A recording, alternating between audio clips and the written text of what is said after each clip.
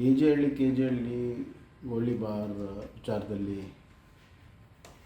ನಾವು ನೇಮಿಸಿದಂಥ magistrate ಇನ್ಕ್ವೈರಿಯ report ಬಂದಿದೆ.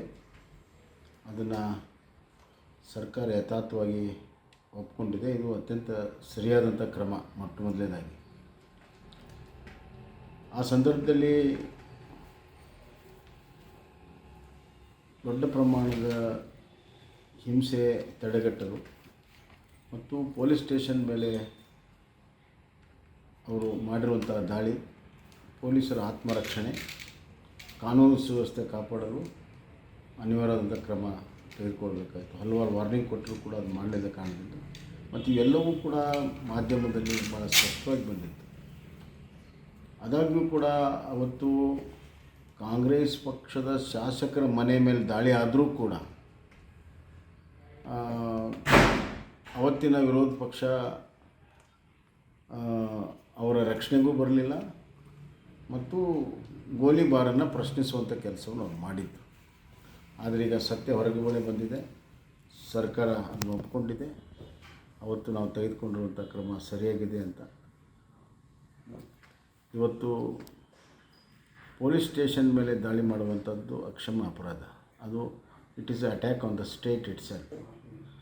ಆದ್ದರಿಂದ ಇಂಥ ಘಟನೆ ಮರಳಿಸಬಾರ್ದು ಅನ್ನುವಂಥದ್ದಕ್ಕೆ ನಾವು ಹಲವಾರು ಕ್ರಮಗಳನ್ನು ಆ ಸಂದರ್ಭದಲ್ಲಿ ಸೂಚಿಸಿದ್ದೇವೆ. ಸರ್ಕಾರ ಕ್ರಮಗಳನ್ನು ತೆಗೆದುಕೋಬೇಕು ಮತ್ತು ಸಾರ್ವಜನಿಕರ ಆಸ್ತಿ ಪಾಸ್ತಿ ಏನು ಹಾನಿಯಾಗಿದೆ ಅದಕ್ಕೆ ರಿಕವರಿಗೆ ಒಂದು ಕಮಿಷನ್ ಕೂಡ ನಾವು ಮಾಡಿದ್ದು.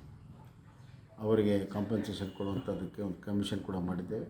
ಅದರ ಶಿಫಾರಸನ್ನು ಕೂಡ ಸರ್ಕಾರ ಕೂಡಲೇ ಒಪ್ಪಿ ಸಾರ್ವಜನಿಕರಿಗೆ ಹಾನಿಯಾಗಿರೋದನ್ನು ಭರಿಸಿಕೊಡುವಂಥ ಕೆಲಸ ಆಗಬೇಕು. ಮತ್ತು ಯಾರು ತಪ್ಪಿಸ್ತರಿದ್ದಾರೆ ಅವ್ರಿಗೆ ಶಿಕ್ಷೆ ಆಗುವಂತೆ ಪ್ರಾಸಿಕ್ಯೂಷನಲ್ಲಿ ಸರ್ಕಾರ ಮುತುವರ್ಜಿ ವಹಿಸಬೇಕು ಅನ್ನುವಂಥದ್ದನ್ನು ನಾನು ಹೇಳ್ತೀನಿ.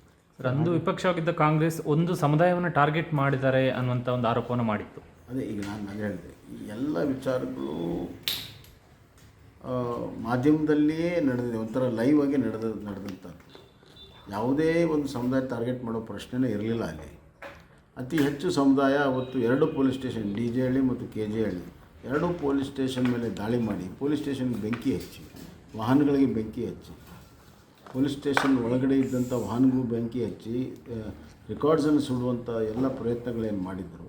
ಅದಕ್ಕೆ ಪೊಲೀಸರು ಆತ್ಮರಕ್ಷಣೆ ಮತ್ತು ಕಾನೂನು ಸುವ್ಯವಸ್ಥೆ ಸಲುವಾಗಿ ಮಾಡಿರುವಂಥದ್ದು ಭಾಳ ಸ್ಪಷ್ಟವಾಗಿತ್ತು. ಅವ್ರದ್ದೇ ಪಕ್ಷದ ಶಾಸಕರು ಮನೆ ಸುಟ್ಟರೂ ಕೂಡ ಅದು ರಕ್ಷಣೆಗೆ ಅವ್ರು ಬರಲಿಲ್ಲ. ಒಂದು ಜನಾಂಗದ ವಿರುದ್ಧ ಮಾಡಿದ್ದಾರೆ ಅನ್ನುವಂಥ ಆರೋಪಗಳನ್ನು ಮಾಡಿದರು. ಈಗ ಸತ್ಯಾಂಶ ಹೊರಗಡೆ ಬಂದಿದೆ.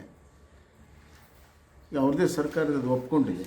ಪೊಲೀಸರು ಕಾನೂನು ಸುವ್ಯವಸ್ಥೆ ಮತ್ತು ರಕ್ಷಣೆಗಾಗಿ ಇದು ಮಾಡಿದೆ ಅಂತೇನು ಮ್ಯಾಜಿಸ್ಟ್ರೇಟ್ ಸುದೀರ್ಘವಾಗಿ 2020ರಲ್ಲಿ ನಡೆದ ಘಟನೆ ಈಗ 23 ಬಂತು. ಸುದೀರ್ಘವಾಗಿ ಇನ್ಕ್ವೈರಿ ಮಾಡಿ ಸತ್ಯ ಬಂದಿದೆ, ಅದನ್ನು ಒಪ್ಕೊಂಡಿದ್ದಾರೆ.